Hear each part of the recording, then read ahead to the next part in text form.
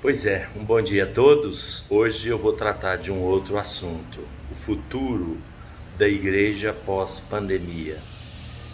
Muitos especialistas fazem prognósticos sobre o mundo após a pandemia, e na esfera religiosa, especialistas da religião também se aventuram a delinear os contornos da igreja naquilo que chamam de novo normal.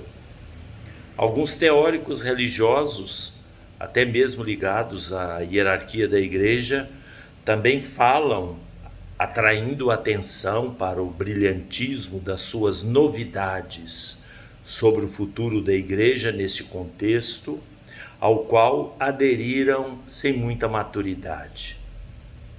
Esta pandemia não foi a primeira e nem será a última. Vírus circulam perigosamente no mundo continuamente, estarão sempre entre nós.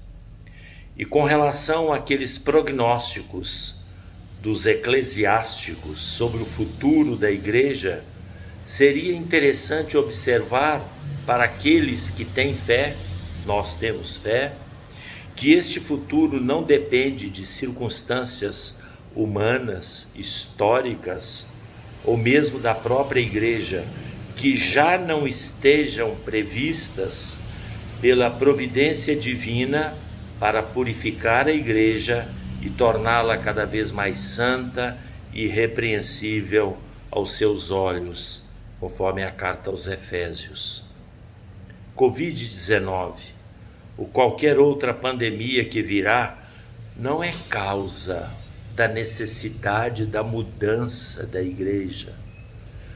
Conversão, sim, é uma necessidade permanente de cada um e de toda a igreja, em todos os seus membros, desde o Papa, cardeais, bispos, padres, até os fiéis mais distantes da instituição. A igreja é Ecclesia Semper Reformanda, a igreja sempre em reforma. E a crise que se instaurou na igreja não veio da pandemia, mas já lateja há muito tempo. A pandemia só agravou o que era latente.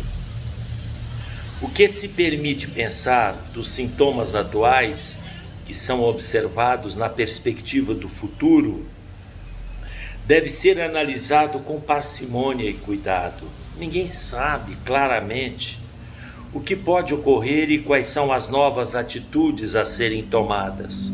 A única certeza é de que ou a igreja se renova mesmo por dentro, ou não será mais igreja.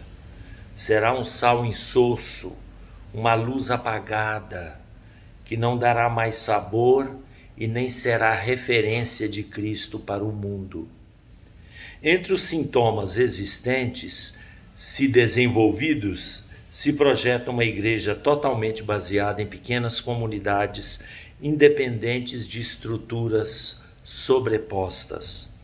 A falta de credibilidade das instituições em geral e também das instituições da igreja, minadas por escândalos reais, a cada dia nós somos acordados com horror sobre escândalos, ou forjados por inimigos, levam os fiéis a desconfiarem daquelas estruturas que fogem do seu dia a dia e a se dedicarem às suas comunidades mais básicas, às quais estão vinculados e sob controle, porque estão sabendo, estão vendo ali perto. Isto significa que pode haver um esvaziamento do significado referencial e representativo de dioceses, cúrias metropolitanas e todas as instituições, algumas vezes até já sedimentadas de séculos, que, digamos assim, atinge esta crise os próprios ministérios ordenados. Cabe uma pergunta: a igreja pode existir prescindindo dos ministros ordenados que presidem a Eucaristia e que por sua vez são ordenados por um bispo que garante a sucessão apostólica e consequentemente a validade da ordenação? Não pode. Mas o Espírito pode apontar meios bem diversos, mais leves, menos concentradores, menos elitistas, mais capazes de despojar a instituição daquelas estruturas de carreirismos e lutas de poder terríveis dentro da própria igreja. De fato, a família cristã é que será o nascedouro de uma nova igreja do Espírito, sem muitas estruturas e cargos e templos faraônicos. O número de fiéis voltará àquela igreja das catacumbas, ou seja, será muito menor este número. As comunidades e os fiéis terão a sua base de unidade e orientação entre as comunidades, obviamente, porque não podem ser igrejas separadas, né? Essa orientação será a leitura atenta das Escrituras, na vivência desta Sagrada Escritura, muitas vezes sob a orientação de um líder próximo, confiável, versado na doutrina e na tradição ininterrupta da igreja. Assim foram os primórdios, por exemplo, da igreja na Coreia, cujas comunidades, evangelizadas exclusivamente por leigos durante décadas, tornaram-se as mais vigorosas e fervorosas do mundo atual.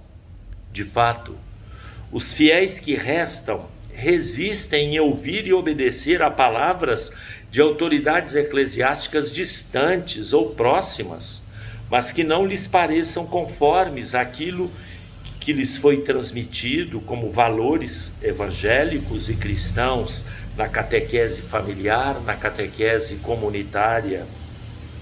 O clero em geral não é mais considerado representativo da fé comum da igreja, porque a balbúrdia e a dispersão de opiniões entre esses líderes, seja na forma de celebrar, seja na forma de interpretar os textos sagrados, são tão alarmantes que perderam a credibilidade. Cada um faz de um jeito oposto ao outro.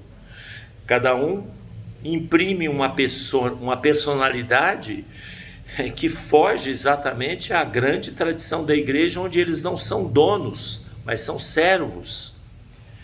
E também o fechamento das igrejas por muito tempo desvalorizou e desmotivou, para muitos, o significado salvífico da assembleia litúrgica presencial.